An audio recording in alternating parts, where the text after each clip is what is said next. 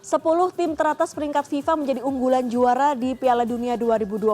Meskipun ranking di atas kertas tidak bisa menjadi jaminan kesuksesan tim-tim besar seperti Argentina, Brazil, Prancis hingga negara-negara lain yang masuk ke dalam 10 besar. Dan kita akan bahas situasi tim-tim besar bersama penulis cnnindonesia.com, ada Mas Juprianto Alexander. Terima kasih Mas Jupri. Sama-sama Dea. Akhirnya sesaat lagi kita akan menyaksikan Piala Dunia ya. Iya betul, beberapa hari lagi ya. Betul. Akan mulai, kalau waktu Amerika kan hari Kamis, tapi kalau di kita nanti Jumat dini hari. Jumat dini hari. Kita akan fokus Mas Jupri soal 10 besar negara-negara yang ikut dalam Piala Dunia. Saya punya datanya, kita akan coba cek 10 besar negara berdasarkan ranking FIFA. Ini ada Argentina, kemudian Spanyol, Prancis, Inggris, ada juga Maroko, tim dari Afrika dan juga Jerman. Mas Jupri, kalau kita lihat dari ranking di atas kertas pastilah itu aja yang akan masuk ke babak akhir nanti di knockout stage. Tapi Anda melihat keunikan dari Piala Dunia kali ini kan begitu banyak ya, mulai dari teknis maupun non teknis. Betul. Anda melihat 10 tim ini apakah sesuai nanti mereka bisa menggilas yang ada di grup lah minimal? Iya, kalau kita lihat kan sebenarnya di Piala Dunia kali ini ya, bisa dikatakan memang rata-rata ya seperti kita bisa bicara tradisi ya. Yang juara dunia kan baru 8 tim saja gitu. Di luar Italia memang yang tidak masuk di Piala Dunia kali ini. Tapi kalau kita lihat tentu berharap akan ada kejutan-kejutan lainnya. Tapi kalau kita bicara bagaimana pemain-pemain yang ada di tim-tim kuat ini, kita bicara Spanyol. Bahkan Spanyol sudah diprediksi akan menjadi juara di edisi kali ini. Jadi kalau kita lihat memang Spanyol menjadi kekuatan ya. Karena kalau kita bicara ranking ada di ranking 2, tapi bagaimana Spanyol dengan pemain-pemain yang ada yang ada di tim mereka, kita tahu ada Lamine Yamal yang memang secara kondisinya juga saat ini masih ditunggu kesiapannya, begitu juga ada Nico Williams. Secara tim mereka memang bisa dibilang komplit meskipun memang minus para pemain dari Real Madrid gitu di Piala Dunia kali ini, karena kalau kita di tengah ada Pedri, ada Rodri, ini pemain-pemain yang memang kita tahu memang menjadi kekuatan di klub-klub mereka masing-masing. Dan Spanyol memang yang jadi menarik adalah mereka datang dengan status sebagai juara Piala Eropa juga di 2024. Jadi saya kira memang mereka pantas sangat diunggulkan, tetapi kita harus bicara juga bagaimana tim seperti Argentina masih bersama Messi-nya. Jadi mereka tentu akan tetap menjadi tim yang juga harus diwaspadai oleh tim-tim lain karena mereka berstatus juga bertahan. Dan kita lihat Messi seperti Jamal juga situasinya, kondisinya masih ditunggu juga kesiapannya untuk bisa bermain di turnamen ini. Tapi kalau kita lihat spirit dari Argentina tentu akan sangat-sangat tinggi. Dan yang menarik mungkin kalau kita lihat, kita penasaran sebenarnya bagaimana dengan timnas Inggris gitu. Ya, itu dia. Karena timnas Inggris ini kan di Euro udah spesialis nyaris lah. Dua kali di 2020 dan 2024 mereka nyaris menjadi juara gitu. Karena kalau kita bicara Inggris di era-era sebelumnya biasanya kan mereka statusnya favorit tapi selalu gagal di perempat final. Kemudian sekarang sudah bisa sampai di babak final di Euro.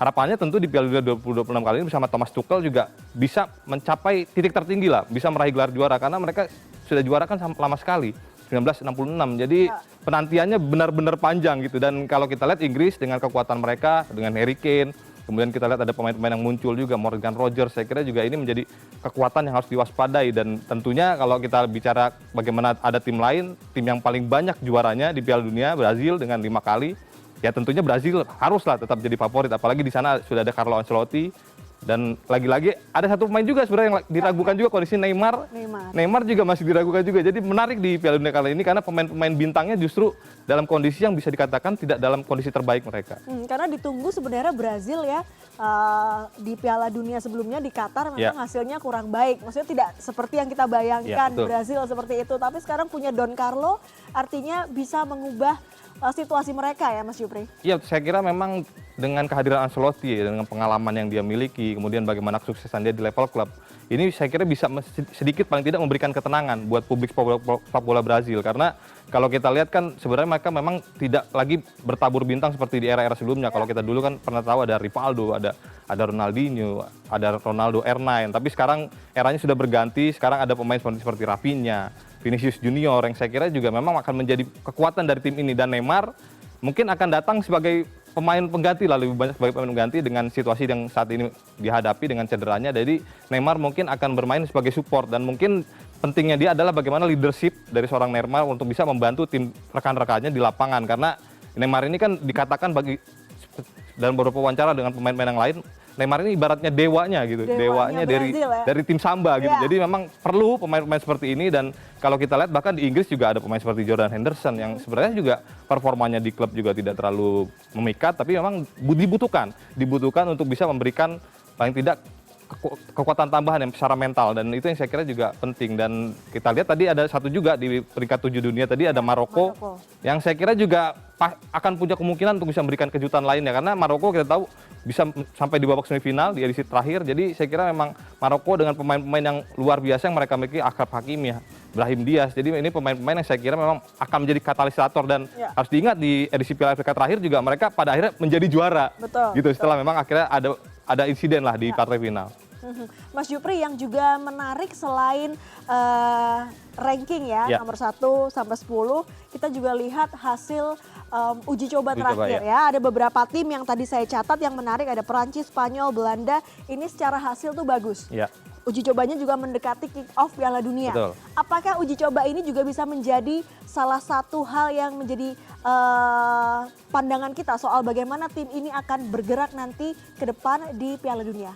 Ya, tentunya ini kan bisa menjadi ukuran ya, tapi paling tidak yang harus kita catat juga bahwa ya tadi pemain-pemainnya kan belum full tim lah. Artinya kalau kita lihat Spanyol, mereka masih tanpa Lamine Yamal, gitu juga kita lihat Argentina juga masih menunggu kesiapan dari Messi. Jadi kalau kita lihat Belanda juga kemarin kan lawan tim debutan di Uzbekistan juga menangnya juga skor-skor tipis juga. Jadi Belanda ini saya kira menjadi tim yang menarik untuk dinantikan, karena secara kalau kita bicara pelatihnya Ronald Koeman kan tidak terlalu populer juga, karena memang dianggap terlalu kaku lah Belanda. Tapi dengan materi pemain yang ada, kita lihat bagaimana ada di sana, kita ada Cody Gakpo di sana, ada juga Frenkie de Jong. Jadi saya kira ini tim yang secara materi ada Van Dijk juga di belakang. Jadi secara materi mereka cukup komplit. Tapi lagi-lagi akan ditunggu bagaimana racikan dari Ronald Koeman itu sendiri, karena Ronald Koeman ini ya itu terlalu old school lah kalau bisa dikatakan sebagai seorang pelatih. Jadi perlu pendekatan yang berbeda saya kira buat Belanda untuk bisa melangkah jauh di turnamen kali ini. Grup I juga menarik karena ini ada Perancis. Dan Perancis ini akan bertemu dengan salah satu tim yang selalu dibicarakan jauh-jauh hari sebelum Piala Dunia ini, yang ini adalah Irak. Di tanggal 14 Juni nanti Perancis akan bertemu dengan Irak. Irak begitu strong di Asia, tapi juga memang kualitasnya mungkin akan berbeda dengan Perancis. Akankah Irak, maksud kami Iran, dengan skuadnya dan juga dengan situasi non teknis nggak boleh masuk ke Amerika dan sekitarnya, itu bisa memberikan perlawanan kepada Perancis yang cukup strong juga di Piala Dunia Qatar kemarin. Ya, kalau kita lihat kan kejutan selalu ada ya di Piala Dunia. Bahkan kalau kita lihat di edisi terakhir kan Arab Saudi juga bisa menjungkalkan Argentina. Jadi kejutan itu akan bisa selalu ada gitu. Tergantung yaitu tadi lagi-lagi bagaimana performa di lapangan, pendekatan taktikalnya seperti apa. Karena Perancis ya kita harus akui ini pemain-pemainnya benar-benar pemain-pemain tier 1 lah kalau kita bicara di Eropa, betul, pemain top. Kita lihat ada Mbappe di sana, Olise juga, Michael Olise kemarin juga tampil sangat baik dengan mencetak 3 gol saat melawan Irlandia Utara di laga uji coba terakhir. Jadi pemain-pemainnya bisa dibilang dari kiper, mungkin kiper yang agak kurang, tapi ada Mike Nance saya kira. Tapi di luar itu kita lihat pemain-pemainnya top semua, Saliba di belakang, pemain-pemainnya dari belakang, tengah, depan itu pemain-pemain yang bagus semua. Tapi kalau kita bicara Iran ya kita harus sadar juga bahwa kekuatan sepak bola Asia sejauh ini memang bisa dibilang mungkin bukan masuk dalam daftar unggulan, tapi bukan berarti tidak ada kejutan. Harapannya juga Iran termotivasi juga dengan apa yang mereka hadapi di Piala Dunia kali ini, karena begitu sulit buat mereka untuk sekedar bisa bermain di turnamen kali ini dengan situasi politik yang mereka hadapi. Jadi Iran tentu akan datang dengan motivasi tinggi. Harapannya mereka tentu bisa melangkah lebih jauh, membuat kejutan di grup ini, meskipun ya itu tadi mereka juga akan menghadapi lawan-lawan yang saya kira sangat-sangat berat. Yang juga menjadi kejutan nanti apabila timnya Ronaldo, CR7 ini Portugal bisa berbicara banyak, karena di edisi sebelumnya kan Portugal ini kurang oke ya Mas Jupri. Tapi apakah sosok CR7 yang didapuk sebagai kapten ini nanti bisa lebih baik di edisi kali ini? Ya, yang kalau saya lihat Ronaldo memang sekarang mendapat sesuatu yang baik lah, artinya jelang masa pensiunnya gitu. Ini mungkin akan jadi turnamen terakhir dia sebagai kapten Portugal, karena sekarang nakodanya sudah berganti.